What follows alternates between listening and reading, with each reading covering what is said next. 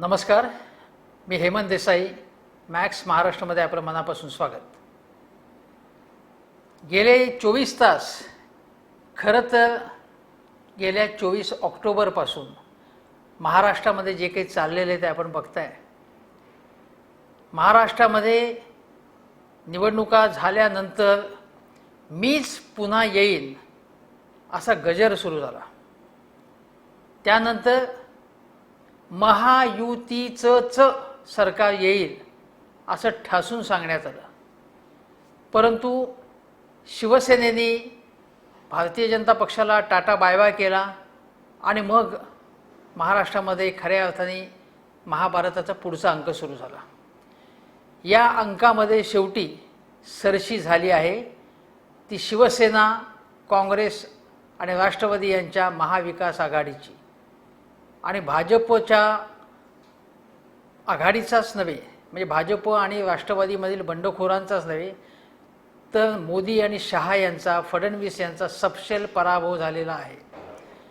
त्यांना आपल्या हातातली शस्त्र खाली ठेवावी लागलेली आहेत. संपूर्ण शरणागती पत्करून मुख्यमंत्री पदाचा कार्यभार पुन्हा एकदा ज्यांनी स्वीकारला त्या देवेंद्र फडणवीस यांना राजीनामा द्यावा लागला आहे.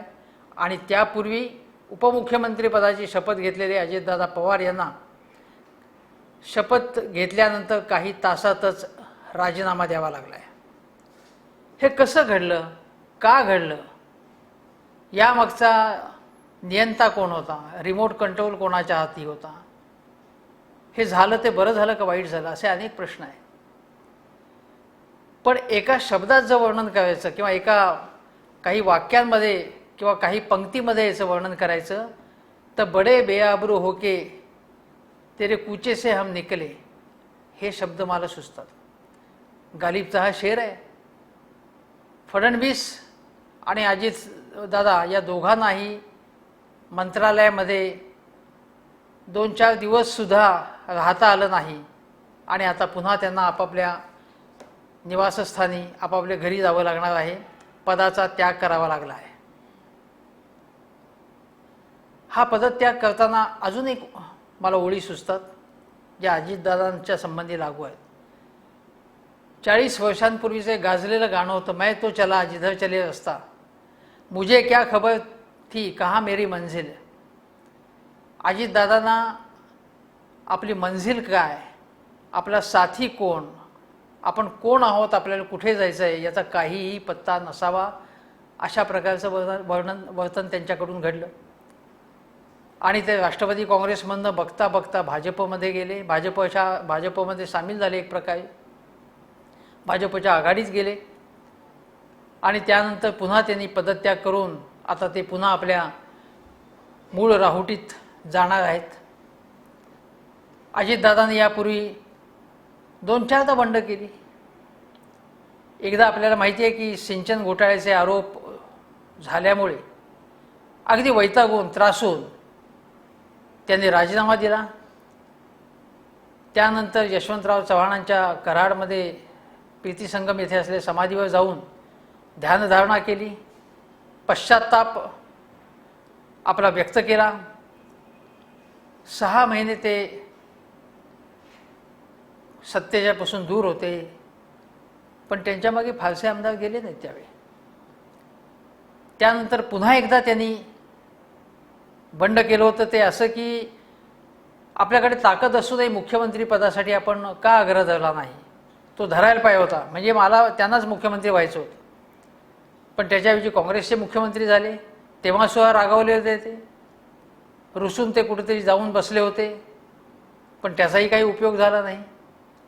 काही दिवसांपूर्वी ईडीच्या चौकशीमुळे शरद पवार यांनी थेट ईडीला अंगावर घेण्याचा प्रयोग केल्यानंतर संपूर्ण देशाचं लक्ष शरद पवारांच्याकडे लागलं आणि त्याच दिवशी तिथून लक्ष कदाचित दुसरीकडे वेधलं जावं म्हणून अजितदादांनी काही कारण नसताना विधानसभा सदस्यत्वाचा राजीनामा दिला.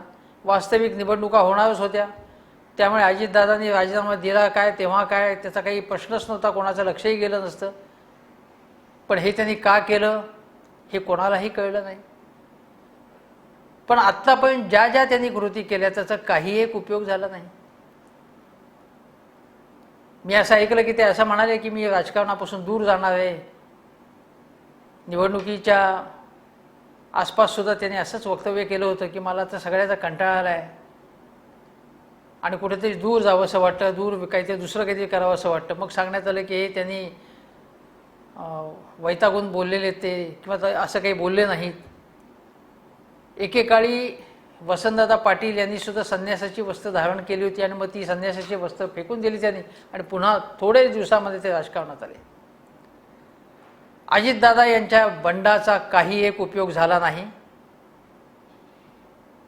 महाराष्ट्रामध्ये पैलवान नंबर कोण आहे, पैलवान नंबर 1 कोण आहे हे लोकांना कळलं आणि ते पैलवान म्हणजे दुसरे तिसरे कोणी नसून शरद पवार हे आहेत. एकेकाळी खाशाबा जाधव यांनी ऑलिम्पिकमध्ये पदक मिळवलं होतं. महाराष्ट्राचे खाशाबा जाधव, राजकारणातले खाशाबा जाधव हे शरद पवार आहेत असं मी म्हणेन. त्याने एकाच वेळी 2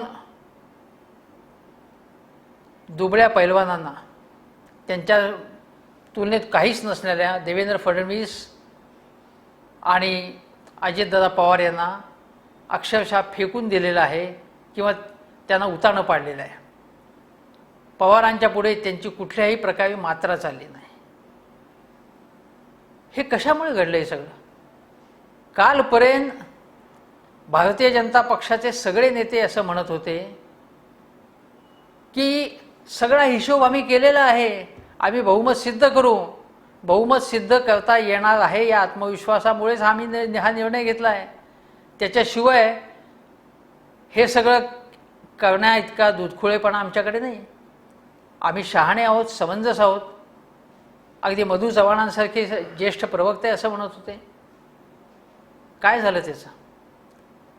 काल माजी मुख्यमंत्री नारायण राणे नेहमीप्रमाणेच गर्वाने असं म्हणाले की उद्या आमचं बहुमत सिद्ध होणार आहे आणि यांच्याकडे जे काही हॉटेलमध्ये जमलेले होते शपथ घेण्यासाठी त्यामध्ये तेवढे आमदारच नव्हते.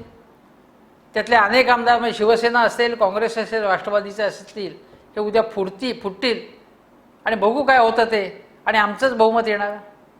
त्या राणे यांचा चेहरा पाहण्यासारखा झाला असेल. जे आशिष शेलार म्हणत होते की राज्यपालांकडे तीनही पक्ष एक पत्र घेऊन गेले होते आणि त्या पत्रामध्ये त्यांनी 162 हा आमचा बहुमताचा आकडा आमच्याकडे आहे असा दावा केला होता. परंतु ते पत्र देण्यापूर्वी काँग्रेसने आपला गटनेता निवडला नव्हता. एवढी साधी चूक जो पक्ष करतो तो काय सरकार स्थापन करणार, तो काय चालवणार, असा आशिष शेलार यांचा सवाल होता. परंतु शेलार यांना हे माहीत नाही की तो सत्ता स्थापनेचा औपचारिक दावा नव्हता. आमच्याकडे पाठबळ आहे एवढंच सांगण्याचा दावा केला होता. सत्ता स्थापनेचा दावा करण्यासाठी राज्यपालांना परत भेटणार होते. ते गटनेता निवडण्यापूर्वीच राज्यपालांकडे जाण्या इतके मूर्ख ही माणसं आहेत असं शेलार यांना वाटतं का? जी शपथ घेतली ते नुसतं फोटो काढण्यापुरतं ते सगळं होतं, नाटक होतं. त्यामध्ये विधान परिषदेचे सदस्य होते, अन्य काही जे कुठल्याही सदनाचे सदस्य नाहीत असे लोक होते आणि हा केवळ एक नाटकबाजीचा खेळ आहे असं शेलार यांचं मत होतं. परंतु तसं काही दिसलं नाही, कारण 162 सदस्यांच्या स्वाक्षऱ्या काँग्रेस, राष्ट्रवादी आणि शिवसेनेने अगोदरच राज्यपालांच्या कार्यालयाकडे सुपूर्द केलेल्या होत्या. आशिष शेलार यांनी वारंवार प्रतिपक्षाची टिंगल केली, त्याची हुर्री उडवली, त्याचा उपहास केला. काय झालं त्याचं? त्या भाजपचंच हसं झालं. परंतु हसं होऊनही गिरे तो भी टांग ऊपर ही यांची तऱ्हा आहे. ते कसं आहे ते आज जी देवेंद्र फडणवीस यांची जी पत्रकार परिषद झाली त्यामध्ये फडणवीस काय म्हणाले? त्यांनी असं सांगितलं की महाविकास आघाडीच्या कार्यक्रमात शिवसेनेचे नेते सोनिया गांधींची शपथ घेत होते. सत्तेसाठी किती मोठी लाचारी स्वीकारणार, ही लाचारी त्यांना लखलाभ. वास्तविक प्रत्येक पक्षाचे सदस्य आपापल्या पक्षाच्या नेत्याच्या नावाने शपथ घेत होते. त्यामुळे शिवसेनेच्या लोकांनी काँग्रेसच्या नेत्या सोनिया गांधी यांच्या नावाने शपथ घेण्याचा प्रश्नच उद्भवला होता. पण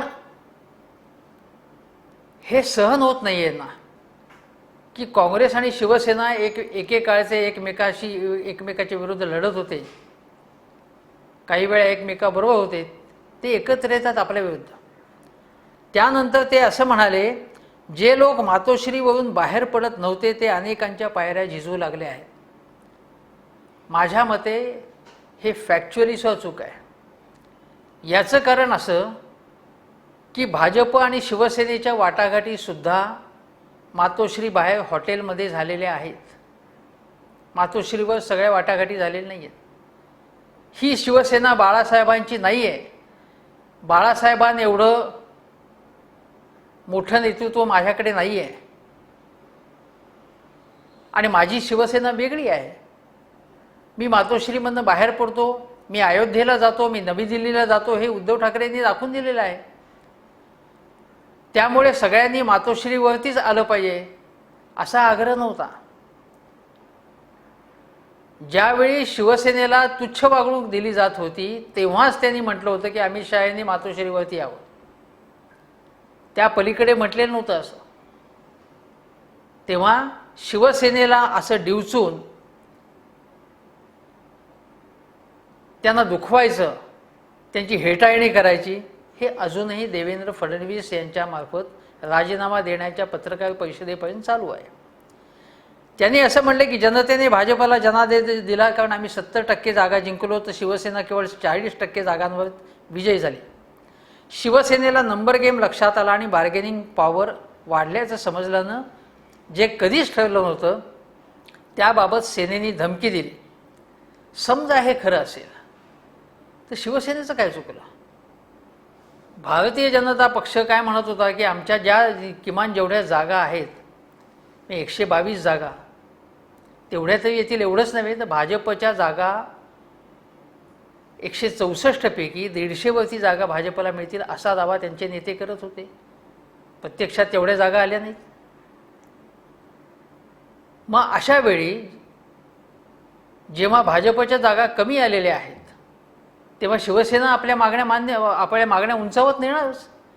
ज्यावेळी शिवसेनेची ताकद कमी होती आणि ज्यावेळी मोदी लाट जोरात होती तेव्हा आपल्या आघाडीतल्या पक्षांना भारतीय जनता पक्षाने कसं वागवलं होतं?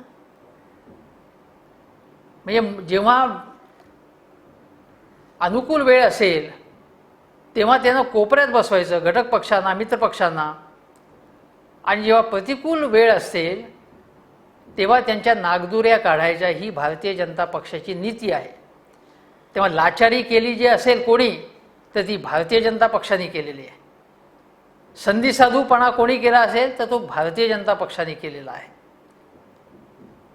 दुसरी गोष्ट अशी, आम्ही भूमिका घेतली होती की घोडेबाजार करणार नाही, फोडाफोडीचं राजकारण करणार नाही. आमच्यावर आरोप करणाऱ्याने अख्खा घोड्याचा तबेला उभा केला असा टोला फडणवीस यांनी लगावला. आता फोडाफोडीचं राजकारण करणार नाही हे सुधीर भाऊसाहेब म्हणत होते मुनगंटीवार, परंतु त्याचवेळी नारायण राणे असं म्हणत होते की आम्ही सर्व मार्गांनी सत्ता स्थापन करणार आहोत आणि ही जबाबदारी माझ्यावरती मुख्यमंत्री म्हणजे तेव्हाचे मुख्यमंत्री देवेंद्र फडणवीस यांनी सोपवली आहे. राधाकृष्ण विखे पाटील असतील, बबनराव पाचपुते असतील, प्रसाद लाड असतील, हे सगळे या कामाला जुंपले गेले होते. काय करत होते ते? म्हणजे संजय राऊत जे म्हणत होते की आमच्याकडे 170चा आकडा आहे तो दाखवा, कुठे आहेत ते तुमचे आकडे, हे कुठे आहेत ते आमदार, हे दाखवा, असं वारंवार आव्हान दिलं जात होतं भाजपतर्फे. मग ज्यावेळी भाजपकडे केवळ 105 आहे, शिवसेनेने त्यांना निरोप दिलेला आहे, असं असताना आम्ही बहुमत प्रस्थापित करू हे कुठल्या बळावरती भाजप सांगत होता? आणि तरीही तो म्हणत होता की फोडाफोडी करणार नाही. मग कुठून आणणार होता हे आमदार? आणि आता ते म्हणतायत की फोडाफोडी, घोडेबाजार, अख्खा तबेला वगैरे जो महाविकास आघाडीने उभा केला आहे. कसा काय उभा केला आहे? काय केलं त्यांनी? त्यांनी काही फोडाफोडी केली आहे? कुठे फोडाफोडी केली त्यांनी? फोडाफोडी अजितदादांच्या मार्फत भाजपने केली. बारामतीमध्ये आमचंच राज्य असेल, शरद पवार यांच्या कुटुंबामध्ये दुही माजलेली आहे असं स्वतः नरेंद्र मोदी यांनी यावेळीच्या निवडणुकीच्या वेळी सांगितलं होतं, आपल्या भाषणात सांगितलं होतं. त्याच्या क्लिप्स उपलब्ध आहेत. त्यावेळी आणि त्याच्या अगोदर अजितदादांवरती कशा प्रकारचे आरोप यांनी केलेले होते, घोटाळे केले होते, हे ते वारंवार सांगत होते. मग फोडाफोडी, खोडे बाजार हा कोणी केला आहे? ज्या जितेंद्र आव्हाडांना हॉटेलमध्ये संशय आला, काही पोलिसांवरती आला, काही गोष्टी, काही हालचाली बघून, हे कोण, कशामुळे होत होते? मग म्हणण्यात आलं की तुमच्याच आमदारांवरती तुमचा विश्वास नाही म्हणून तुम्ही हॉटेलमध्ये ठेवताय. आजच्या घडीला कुठल्याच पक्षाच्या आमदारांचा भरोसा नसतो. भारतीय जनता पक्षाचे आमदार आत्तापर्यंत दुसऱ्या पक्षात गेले नाही आहेत का?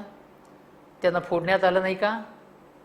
भारतीय जनता पक्षामध्ये जे आज आहेत ते सत्तेसाठीच आहेत. बहुसंख्य आमदार निष्ठेसाठी नाहीत, सत्तेसाठीच चिकटून आहेत. उद्या सत्ता गेल्यावरती ते दुसऱ्या पक्षात जाऊ शकतात. कारण त्यापैकी अनेक आमदार दुसऱ्या पक्षातूनच भाजपमध्ये आलेले आहेत. तेव्हा भाजप कुठल्या तोंडाने हे म्हणू शकते? त्यामुळे हा जो काही एक दंभ आहे, हा जो काही गर्व आहे भाजपकडे, अमित शहांकडे, मोदीजींकडे, आणि लाचारी भाजपचे राज्यातले नेते मोदी शहांची लाचारी करत नाहीत, तिथे लोटांगण घालत नाहीत, त्यांच्या सगळ्या चुका ज्या आहेत त्यांचं समर्थन करत नाहीत. याला लाचारी म्हणायचं नाही, याला बुद्धी गहाण ठेवणं म्हणायचं नाही, स्वाभिमान गहाण ठेवणं म्हणायचं नाही, काय म्हणायचं याला? कालपर्यंत जे सांगत होते की कोर्टाचा निर्णय, जो माननीय कोर्टाचा निर्णय आम्हाला शिरसावंदी असेल, तो मानावाच लागतो कोर्टाचा निर्णय तुम्हाला. परंतु त्याच्या अगोदर तुम्ही काय सांगत होतात की तुम्ही हायकोर्टात का नाही गेलात? ज्यावेळी महाविकास आघाडीने कोर्टामध्ये अर्ज दाखल केला, सुप्रीम कोर्टामध्ये, तेव्हा यांचं धाबदण आणलं होतं. कोर्टाने यांचं काही एक मानलं नाही. कोर्टाने पारदर्शित्वाचा आग्रह धरलेला आहे. मी सगळ्याचे चित्रण करण्यास सांगितलेलं आहे. मतदानामध्ये पारदर्शकता असायला पाहिजे असं सांगितलेलं आहे. त्यानंतर हंगामी अध्यक्ष नेमण्याचं सांगण्यात आलेलं आहे. आणि कुठल्याही प्रकारचं मुदत द्यायचं त्यांनी नाकारलं. एवढ्या गोष्टी घडल्यानंतर या मंडळींना भाजपला सवड हवी होती फोडाफोडी करण्यासाठी. एका दिवसाच्या आत म्हणजे उद्यापर्यंत बहुमत सिद्ध करता येणं शक्यच नव्हतं. त्यामुळे न्यायालयाने जो निर्णय दिला तो, आणि दुसरी गोष्ट म्हणजे अजितदादा पवार यांचे सगळे हिशेब चुकल्यामुळे, त्यांच्यावरती भिस्त ठेवण्याची चूक फडणवीस यांनी केल्यामुळे, त्यांना शहा यांनी पाठिंबा दिल्यामुळे भाजपचं गर्वहरण झालेलं आहे. जे फडणवीस म्हणत होते की राज्यामध्ये विरोधी पक्ष म्हणून कोण बसेल, तर वंचित बहुजन आघाडी बसेल. त्या वंचितचे सदस्य आलेत निवडून विधानसभेत. त्या वंचित आणि भाजप यांनी काही एकमेकावरती फारसे आरोप केले नाहीत प्रचाराच्या काळामध्ये. त्यांचे काय संबंध आहेत, काय त्यांची गणित आहेत ते मला माहिती नाही. परंतु वंचित हा विरोधी पक्ष म्हणून प्रमुख असेल, त्या जागी आता भारतीय जनता पक्षाला बसायला लागणार आहे. हे खिचडी सरकार असेल असं फडणवीस म्हणत होते. मग वाजपेयींचं सरकार खिचडी नव्हतं का तो पुलाव होता? जनता पक्षात जो जनसंघ होता, म्हणजे भारतीय जनता पक्षाचा पूर्वा होता, ती खिचडी नव्हती तर काही बिर्याणी होती ती. यापूर्वी अनेक राज्यांमध्ये किंवा महायुती ही सुद्धा खिचडीच होती ना.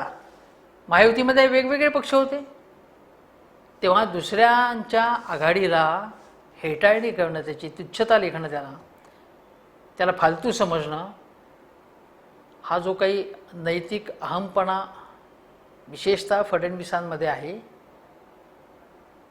तो त्यांच्या दृष्टीनेच त्यांच्या प्रगतीला बाधक ठरणार आहे.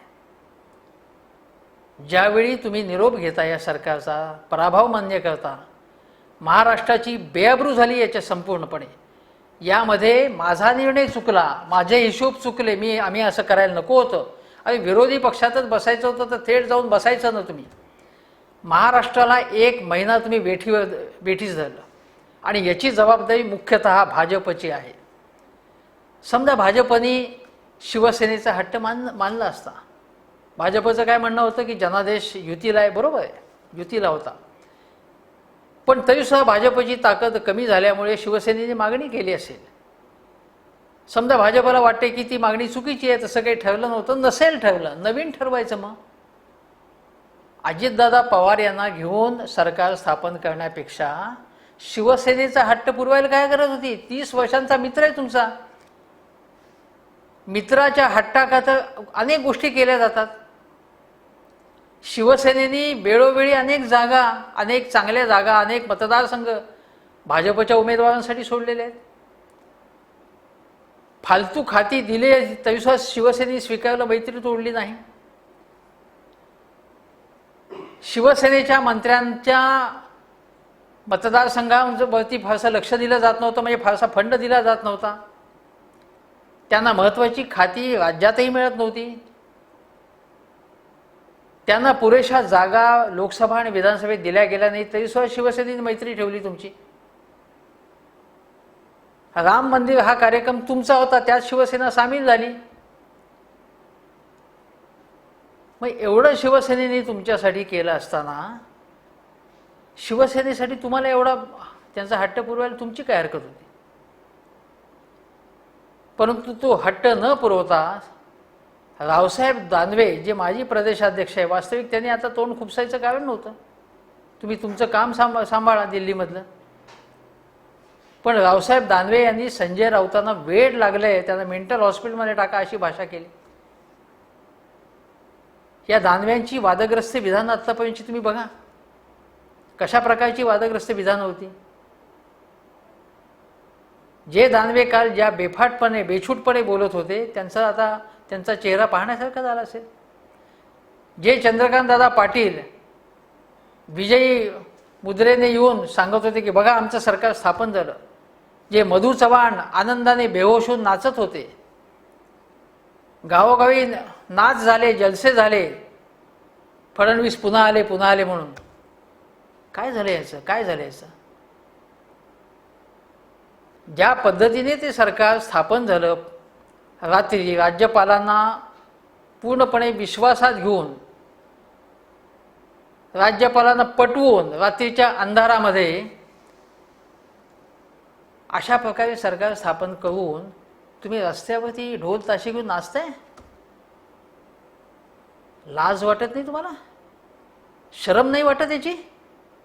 कशा प्रकारे महाराष्ट्राचं तुम्ही पूर्णपणे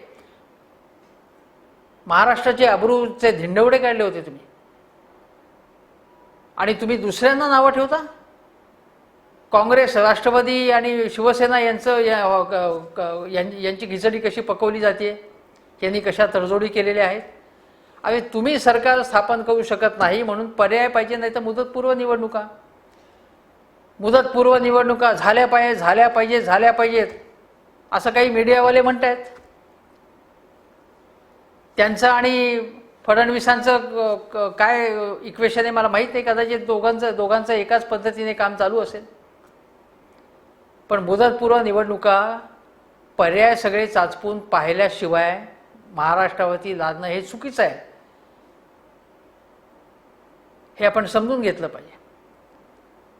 आजपर्यंत हा जो काही खेळखंडोबा झाला, चुकीच्या कारणाने महाराष्ट्र देशामध्ये चर्चेत झाला. अजितदादा पवारांना सोशल मीडियावरती सगळ्यात जास्त सर्च केलं गेलेलं आहे. गेल्या 4 दिवसात ही आकडेवारी समोर आलेली आहे. हे फडणवीस असतील, शरद पवार असतील, त्यांनाही मागे ट्रेनिंग टाकलेलं आहे. पण हे चांगल्या कारणासाठी झाले का? अजिबात झालं नाही. हे सगळे लोक म्हणतायत, शेतकऱ्यांचा आक्रोश ऐका ऐका असं सगळे एकमेकांना सांगतायत. पण महाराष्ट्रातल्या सर्वच राजकीय पक्षांनी याबद्दलची जबाबदारी, म्हणजे ज्या पद्धतीने हे सगळं काही नाट्य घडलं ते महाराष्ट्राला शोभेल असं नाही आहे. यापूर्वी कधीही असं झालेलं नव्हतं. यशवंतराव चव्हाण असतील, वसंतराव नाईक असतील, शरद पवार असतील, शंकरराव चव्हाण असतील, विलासराव देशमुख असतील, तोपर्यंत महाराष्ट्राचा कारभार स्थिर पद्धतीने चालला होता. साधारणतः काही अपवादात्मक प्रसंगाशिवाय महाराष्ट्रामध्ये अशा प्रकारची उलथापालथ झाली नव्हती, अस्थिरता माजली नव्हती. आणि पूर्ण महिनाच्या महिना काळ सर्व जनता, केवळ राजकारणी करत होते, पण जनता पूर्णपणे हेच बघत होते, हेच खेळ बघत होते. कुठलंही काम चाललं नव्हतं, कुठलाही निर्णय घेतला जात नव्हता. हे सगळं भयानक आहे. म्हणजे या प्रकारच्या घटना, या प्रकारची अस्थिरता उत्तर प्रदेश, बिहार यासारख्या मोजक्या राज्यामध्येच अशी घटना घडलेली आहे. अशा घटना घडलेल्या आहेत. आज जर देवेंद्र फडणवीसांनी राजीनामा दिला नसता तर उद्या बहुमत सिद्ध करण्याच्या वेळी, बहुमत सिद्ध करण्याची पाळी आली असती, त्याच्यापूर्वीच त्यांनी राजीनामा दिला आहे, तर उद्या कदाचित विधानसभेमध्ये राडा झाला असता, काहीही घडू शकलं असतं. महाराष्ट्राची आणखीन शोभा झाली असती. आता हे सगळं झाल्यानंतर आपण हे लक्षात घेतलं पाहिजे की भारतीय जनता पक्षाने आपलं आत्मपरीक्षण केलं पाहिजे. हे आत्मपरीक्षण केलं तर त्यांना लक्षात येईल की महाराष्ट्रासारखं प्रमुख राज्य त्यांच्या हातातून निसटलेलं आहे. शिवसेनेशी जमवून घेतलं असतं तर सगळ्यात जास्त इन्व्हेस्टमेंट असणारं, आर्थिक सेवांमध्ये, व्यापारामध्ये सगळ्यात महत्त्वाचं स्थान असलेलं आणि पक्षालाही पैसा मिळवून देणारं हे राज्य आपल्या हातातून आपल्या चुकीमुळे, आपल्या हट्टामुळे आपण गमावलेलं आहे. मोदी है तो मुमकिन है ही घोषणा देण्यात आली, हे खरं आहे. पण सगळ्या ठिकाणी ही घोषणा चालत नाही. मोदींचं नाणं चालत नाही, अमित शहांचं नाणं चालत नाही. त्यामुळे आता अन्य राज्यांमध्ये सुद्धा या प्रकारचे खेळ करून चालणार नाही. मध्य प्रदेशमध्ये भारतीय जनता पक्ष अस्थिरता निर्माण करण्याचा प्रयत्न करत आहे आणि तिथेही उद्या हे खेळ चालू होतील. कुठल्याही प्रकारच्या युत्या आघाड्या करून आपलं सरकार स्थापन करण्याचा प्रयत्न होईल. परंतु याच्यामुळे भारतीय जनता पक्षाने आपलं जे आसुरी महत्त्वाकांक्षा आहे तिला आवर घातला पाहिजे.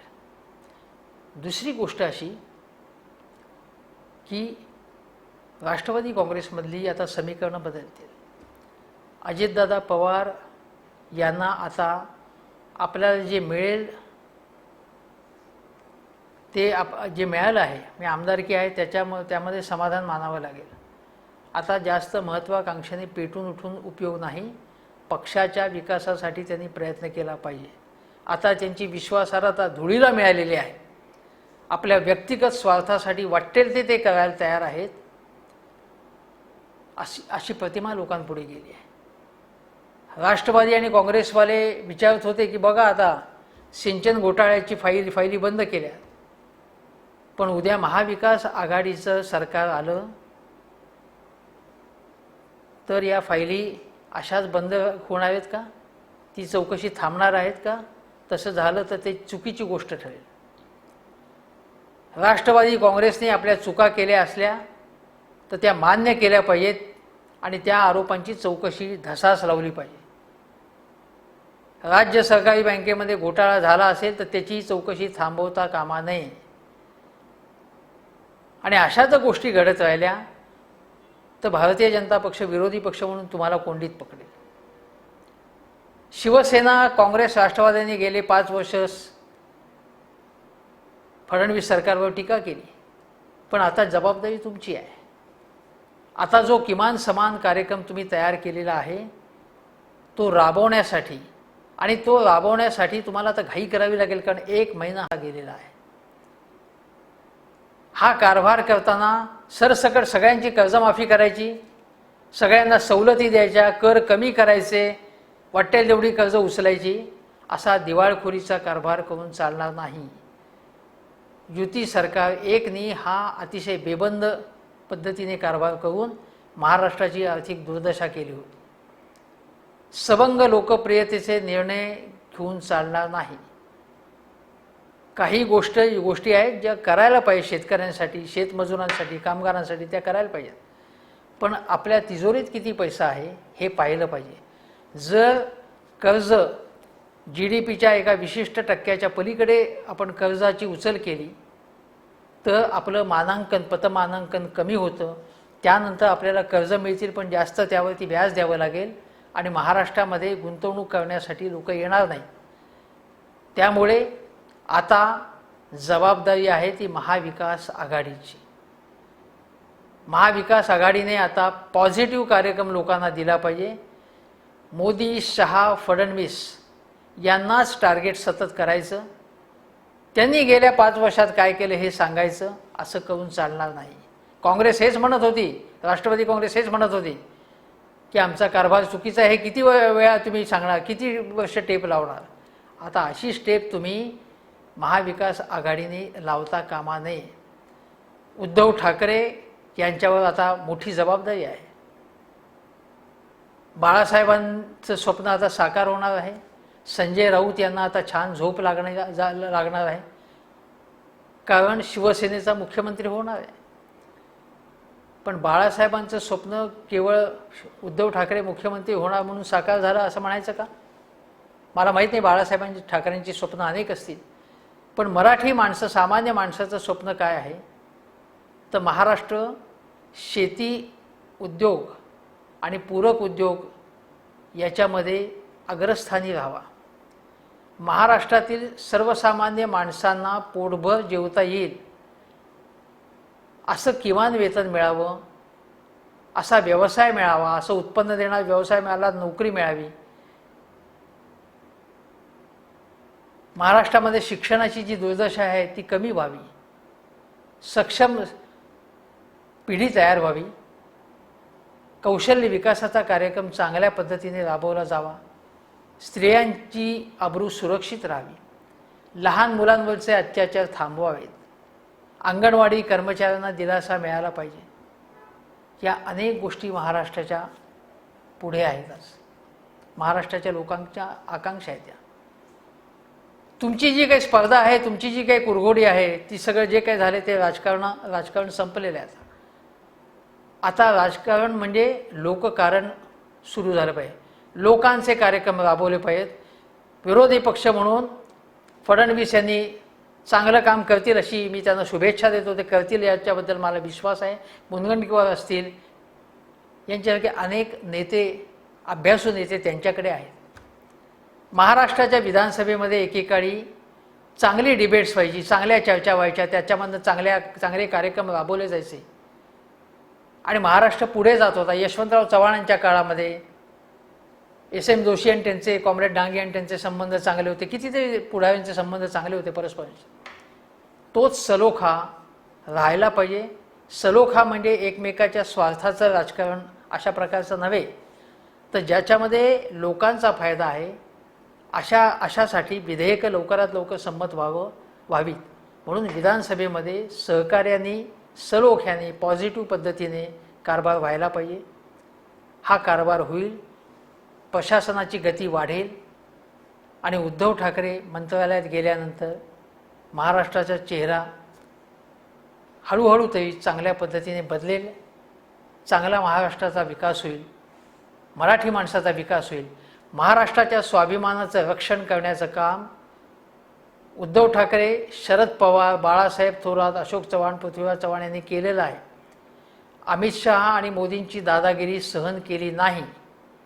त्या दादागिरीला त्यांनी वेसण घातलेली आहे, याबद्दल त्यांचे आभारच मानले पाहिजेत, त्यांना शुभेच्छाच दिल्या पाहिजेत. आता येणारा काळ ठरवेल की महाराष्ट्राच्या सर्वसामान्य जनतेच्या वाट्याला काय येणार आहे. आनंद आणि सुखशांती येणार आहे का पुन्हा पहिले पाढे 55 हे मला माहिती नाही. पण नव्या सरकारला, उद्धव ठाकरेंना मी मनापासून शुभेच्छा देतो आणि पवारांनी जी लढत दिलेली आहे त्याबद्दल त्यांना सलाम ठोकतो. आज इथेच थांबतो.